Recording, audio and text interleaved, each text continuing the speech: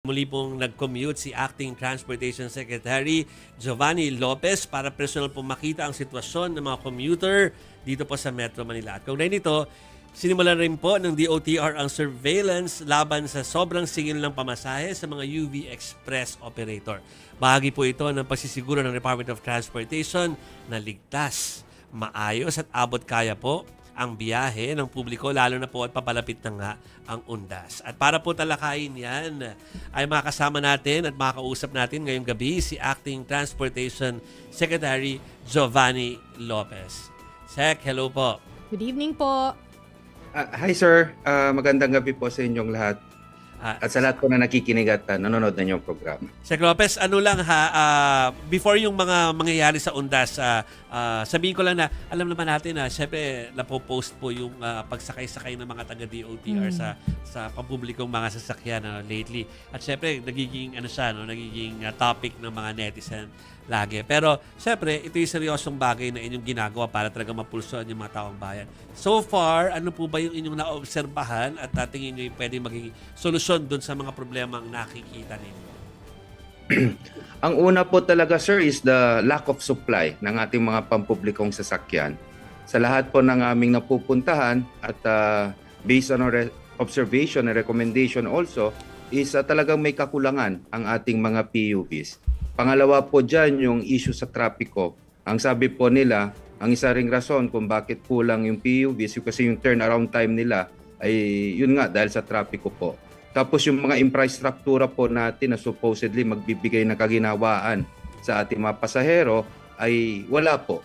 Tulad po ng kaninang umaga nung ako po ay nag-commute dito naman sa bandang Pasig papunta sa EDSA, nakita ko po na mahirap ang kalagayan ng ating mga commuters sapagkat yung mga babaan po nila, sakayan nila ay wala silang masisilungan po. So just in case na umulan, mahirapan na po sila dyan. Other than the fact na napakakitid po ng kalsada. So dapat nga po may bike lane dyan at naiintindihan ko hindi na po nagagamit yung ating bike lane dahil po ang kitid po ng ating kalsada. So, Sec Giovanni, sabihin, kaya sinasabi ng ilang mga observers sa parang, naku, baka parang papogi at saka pakitang tao lang to. Meron naman aasahang mga solusyon doon sa inyong ginagawa? Opo, Sir Jovi, as a matter of fact po, nagsimula tayo dito sa may bandang Commonwealth po, yung una nating pagpo-commute. Nakita po natin dyan na may mga ruta na walang pampublikong sasakyan at sadyang nahihirapan po yung ating mga PWD sa senior citizen. So because of our usual commute na sinasabi natin ng mga opisyal, sila na po mismo ang nagsabi na kailangan natin maglagay na magdagdag ng PUV sa specific routes na sinasabi nila. So after experiencing that problem po, nag-issue tayo kaagad ng sinasabi nating special permits at ito naman po ay natugunan natin. Ito din yung mareklamo ng ating mga citizens. So ito yung mga bagay po na unless we feel it ourselves, we see it ourselves, yung talaga nakikita po namin at nararamdaman po namin bilang mga opisyal ng kagawaran ng transportasyon, hindi po namin matutugunan to ng madalian kung makikinig lang po kami sa aming mga staff. So ang sinasabi niyo pong kulang ng PUVs, of course PUV medyo malawak siya. Specifically ano po, yung mga jeep, ganun po? Mga jeep, mga bus po, mga either modern bus, po jeep o traditional na jeep. So may mga talaga pong may iba po kasi na nagtalaga madaming prangkisa pero hindi naman po sila bumabiyahe kasi ang rason po nila ay hindi na daw operational ang kanilang masasakyan. So yun po yung mga we're responding to that problem na sinasabi natin na might as well cancel the franchises at ibigay natin sa mga ibang nangangailangan at gusto na mga magtrabaho at bumiyahe po. Actually, yes, Sec. Actually, tanong sana kita, no? Kasi yung marami kasing nagtatanong about dun sa experience mo, di ba? Kasi usually, siguro nagkukotse ka before, di ba, Sec? Opo. Oo. Opo. So, ilang oras ang nasayang mo dun sa iyong biyahe? At naging epekto sa iyo personally? Easily po, when I first commuted po,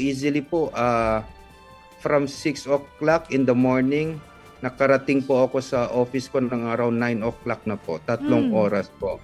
At kapag private car, I can take that usually by that mga ganung oras po, mga 1 oras lang po sana Wow. from my house until sa office po namin. So yun yung nararanasan ng ating mga ordinaryong kababayan at yun naman po yung gusto nating tugunan kasi po nakakahiya talaga po. Oo. Okay. Puntahan natin ang Undas, Marian. Opo, kamusta naman po yung paghahanda ng DOTR nga ngayon nga mag-uundas? Kamusta na yung mga pag-i-inspect natin and ano natin na masasabing all set ba tayo? May mga, pati sa mga pantalan, kamusta po? Yes ma'am, we started early po, no, mga 2 weeks ago or more than 2 weeks, nag-start na po kami mag-inspect sa ating mga terminal, sa ating mga bus terminal, kasama na rin po ang paliparan at ang ating pantalan. At ang ginagawa po natin, ang sinisiguro po natin, tulad na lang din po ng sinabi ng ating Pangulo, is to make sure po ligtas at convenient ang pagbiyahe ng ating mga kababayan ngayong Undas po. So, the other day po, chinek natin yung pantalan at maganda po yung ating pasilidad doon. We made sure also, sabi natin sa mga shipping companies natin na dapat may online sila at wag nilang, kasi may mga ibang shipping companies po na kung kailan Undas o kailan peak season, hindi gumagana ang kanilang online ticketing system. Ang problema po kasi dito, kapag hindi po gumagana yung online ticketing system, mahihirapan din po ang gobyerno tulad ng Coast Guard, tulad ng Marina, to monitor po yung sinasabi nating overloading or excess passengers. So kailangan talaga na strict enforcement sa online ticketing system. At dinagdagan din natin ang ating mga personnel po para again sa security po natin sa ating mga pantalan. Ganon din po sa ating mga paliparan po, no, naka-deploy ang ating OTS, ang ating Coast Guards, pati po dito sa expressways po natin. Kinausap na natin ang mga toll concessionaires natin na dagdagan nila ang kanilang mga deputized traffic enforcers. So dapat lahat kami naka-heightened alert, kasama din po ang mga LTO, LTFRB. At isasama ko na rin po yung mga kalsada na hindi lang po sa expressway.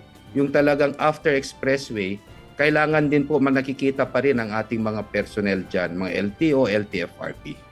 Issue nga po yun, ano, yung overloading, lalo sa mga pantalan. Paano natin nasisiguro, sir, may gaano karami, kumbaga, i-deploy natin, ano, mga Coast Guard, lalo dyan sa mga ports?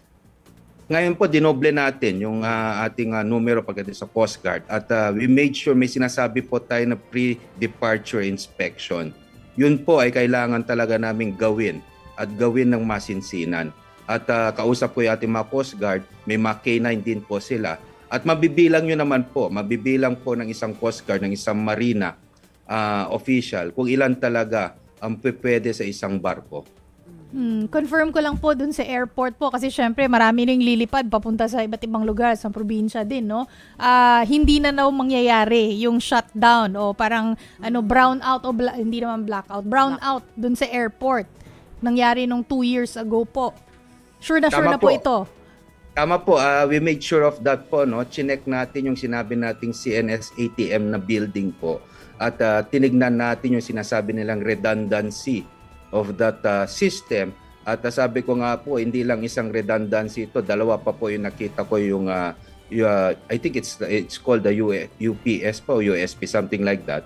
At nakakasigurado naman po na hindi, in case na may technical glitch again, automatic po yung gagana yung isang system. So magki-kick in right away. So ang sabi ko lang, while that is good, ang kailangan natin pagandaan pa rin is the long-term CNS ATM. Ano ba ibig sabihin dito? Sabi natin na dapat meron pa tayong isang CNS ATM in a very remote area o hindi dapat sa isang building na sa isang lugar. Kasi alam din po natin, parati natin napapag-usapan ngayon yung lindol, yung mga sakuna. At baka may mangyari at matamaan ng ating CNS ATM, ang gusali kung saan andun yung CNS ATM, ay maapektuhan po ang ating airspace. Yeah, okay. I'm sure naman na makakausap pa natin si Acting Secretary Giovanni Lopez itong buong week na to hanggang mag-weekend dahil meron tayong coverage na Undas 2025. Pero sa ngayon, sir, thank you po for answering our call. Thank you po. Have a good night. Salamat po. Maraming salamat po. Yan po si Acting Secretary Giovanni Lopez ng DOTR.